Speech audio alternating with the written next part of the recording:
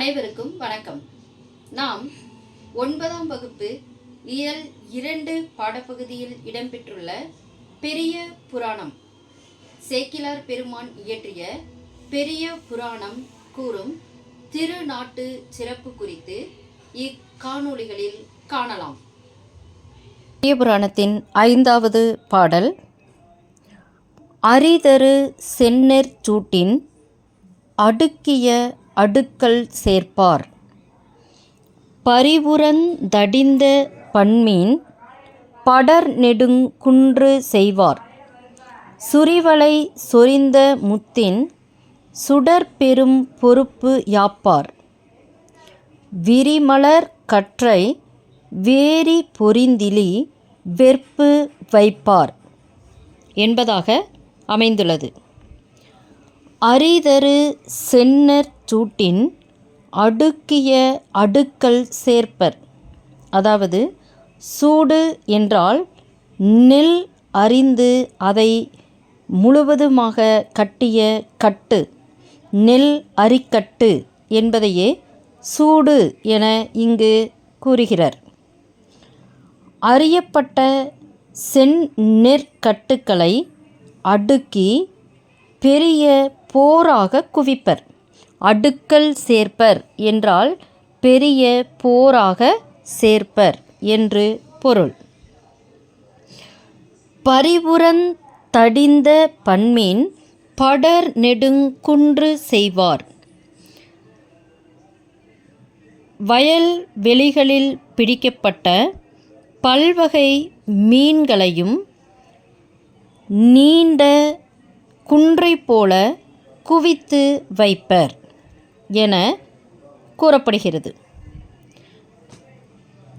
அடுத்ததாக, சுரிவளை சொரிந்த முத்தின் சுடர் பெரும் பொறுப்பு யாப்பர், அதாவது சுரிவளை என்றால் சங்குகள், சங்குகள் சொரிந்த அதாவது ஈன்ற, சங்குகள் ஈன்ற முத்துக்களையும் சுடர் பெரும் பொறுப்பு, பொறுப்பு என்றால் மலை, குன்றை போல உயர்த்தி கூட்டுவர் என கூறப்படுகிறது. விரிமலர் கற்றை வேரி பொழிந்திலி வெற்பு வைப்பார், அதாவது வெற்பு என்றால் குன்று, மலர் கற்றை என்றால் மலர் தொகுதி, அதாவது விரிந்த தேன் வடியும் விரிந்த மலர் தொகுதியை மலர் கற்றை மலை போல் வெற்பு வைப்பார் எனில் மலை போல குவித்து வைப்பார் என கூறப்படுகிறது. அதாவது சோழ நாடு நீர்வளம் நிறைந்த நாடாக காட்டிக்கொண்டு வருகிறார். அந்த வரிசையில் சோழ நாட்டில் நீர்வளம் நிறைந்து இருக்கும் பொழுது அங்கு நடைபெறும் விவசாய தொழிலையும் அவ்விவசாயத்தின் மூலம் கிடைக்கும் பொருள்களையும் எவ்வாறு அவர்கள் வைக்கிறார்கள் என்பதை குறிப்பிடுவதற்காக இப்பாடல் வரிகள் கொடுக்கப்பட்டுள்ளன. முதலில் அறுவடை செய்யப்பட்ட செந்நெல்லின் சூடுகளை அடுக்கி பெரிய போராக குவிப்பர், வைக்கோற் போராக குவிப்பர். நீர்நிலைகளில் மிகுதியாக பிடிக்கப்பட்ட பலவகை மீன்களையும் குன்றை போல் குவித்து வைத்திருப்பர். அடுத்ததாக, நெல் அரிந்த பின் நீர்நிலைகளில் நிறைய மீன்களை பிடிக்கின்றனர். அந்த மீன்களை ஒரு பெரிய குன்று போல குவித்து வைத்திருக்கின்றனர். அடுத்ததாக, வளைந்த சங்குகள் ஈன்ற வெண் முத்துக்களையும் குன்றை போல் உயரமாய் கூட்டுவர்.